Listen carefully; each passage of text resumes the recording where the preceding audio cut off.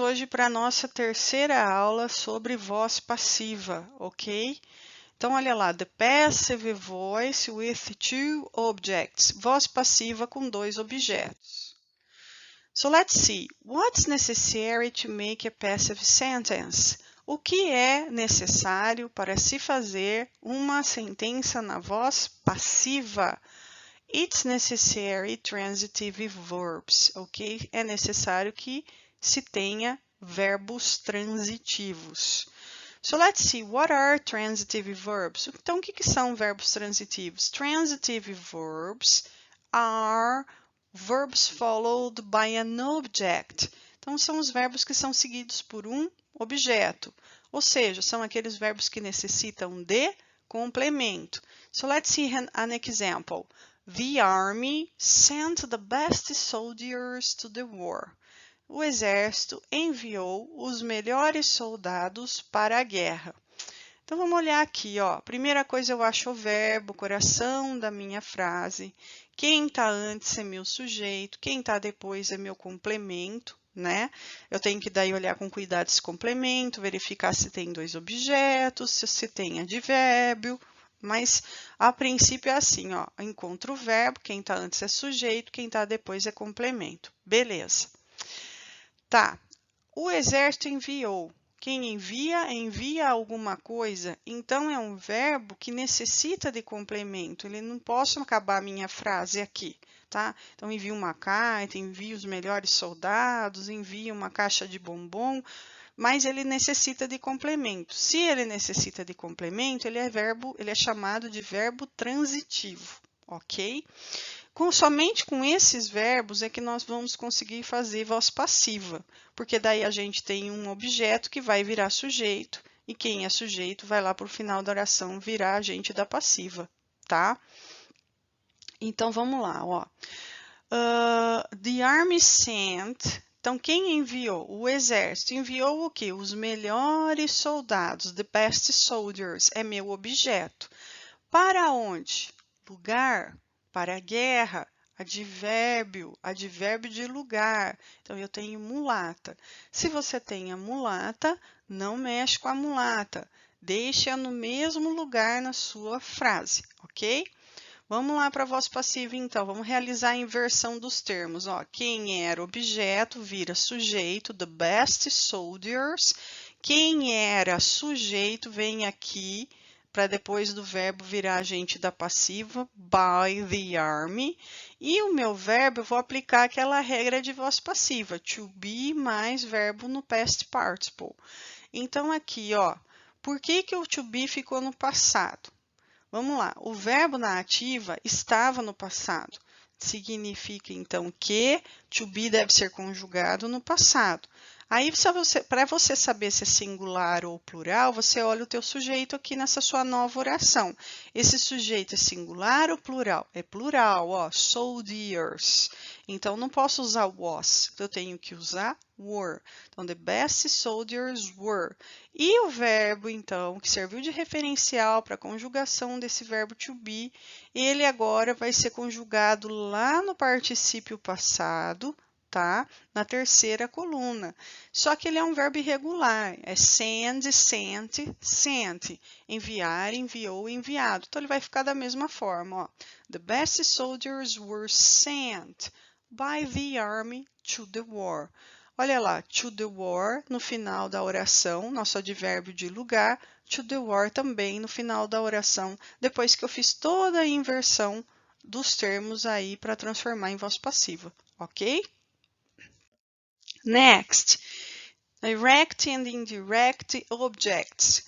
Então, aqui, objetos diretos e indiretos. Então, vamos lá. Ó. When the verb of the sentence has two objects, it is possible to have two passive sentences. Então, quando nós temos dois objetos, consequentemente, nós poderíamos ter, né, duas passivas, ok? Então, vamos estudar essa voz ativa aqui, ó. Sue gave him some gifts. Sue gave him some gifts. Primeira coisa, acha o verbo. E já identifica o seu tempo verbal. Gave é verbo no passado, ok? Quem deu? Sue deu. Então, Sue é meu subject, sujeito. Sue deu o quê? Pergunto depois do verbo, encontro o objeto. Sue gave him, deu para ele. Para ele. Objeto indireto. Por que que é objeto indireto? Porque tem aí uma preposiçãozinha na hora que eu faço essa pergunta, ó. Para quem? Para ele, tá? Deu para ele o quê? Alguns objetos. Daí eu vou ter o objeto direto. Percebe que quando eu vou fazer a pergunta para encontrar o objeto direto, não tem preposição na minha pergunta, né? Deu o quê? Alguns objetos. Deu alguns objetos para quem? Ó, para ele, objeto indireto, tá? Ok, então a gente tem aqui dois objetos. Se eu tenho dois objetos, vou ter duas passivas. Vamos começar com um objeto direto virando sujeito. Ó. Some gifts, então virou sujeito. E a Sue foi lá para o final da nossa oração virar agente da passiva. O objeto indireto permanece no mesmo lugar, ó, após o verbo. E aí a gente faz a transformaçãozinha aqui do verbo depois que a gente inverteu os termos, ó. To be plus past participle, né? Então aqui, ó, o verbo estava no passado, significa que tem que conjugar to be no passado. Aí você olha quem é o teu sujeito. Alguns presentes, some gifts, plural. Então, to be tem que ser conjugado no plural. Some gifts were. E o verbo que serviu de referencial para a conjugação do to be, agora ele deve ser passado para o particípio passado, terceira coluna da lista dos verbos irregulares. Então, vai ficar give, gave, given. Some gifts were given to him by Sue. Alguns presentes foram dados para quem? Para ele. Por quem? Pela Sue, ok? Por que que apareceu esse to aqui, ó? Porque toda vez que o objeto direto se torna sujeito, a preposiçãozinha to, ela acaba voltando aqui, ela aparece, tá? Porque quem dá alguma coisa para alguém, tá? Então, nesse caso, quando o objeto direto vira sujeito, você tem que colocar a preposição no indireto, ok? Vamos fazer agora o exemplo com o objeto indireto se transformando em sujeito, ó. Então, eu tinha um objeto indireto aqui. Estão lembrados dos objetos indiretos, aqueles que são usados após o verbo? Então, se é I, fica me. Se é you, continua you. Se é she, fica her. Se é him, se é he, fica him. We fica us, e assim por diante. Então, tem que dar uma revisada aí nos pronomes objetos, ok? Então, ele era objeto. Se ele vai virar sujeito, ele muda a categoria gramatical, né? De objeto, ele está virando sujeito. Se ele muda a categoria gramatical, esse pronome também vai voltar a ser pronome sujeito, vai deixar de ser pronome objeto. Então, vai ficar he, ok? Ele. Então, transformei o him em he, porque aqui era objeto e aqui tem que ser sujeito. A Sue vai lá para o final da frase, seguida do by, e vira agente da passiva.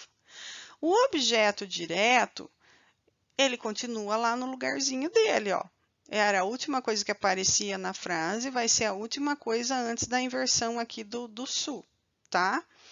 E vamos olhar aqui como vai ficar o nosso verbo. O nosso verbo vai aplicar novamente aquela regra, to be mais particípio passado. Então, você olha aqui, ó, o verbo estava no passado, to be tem que ser conjugado no passado.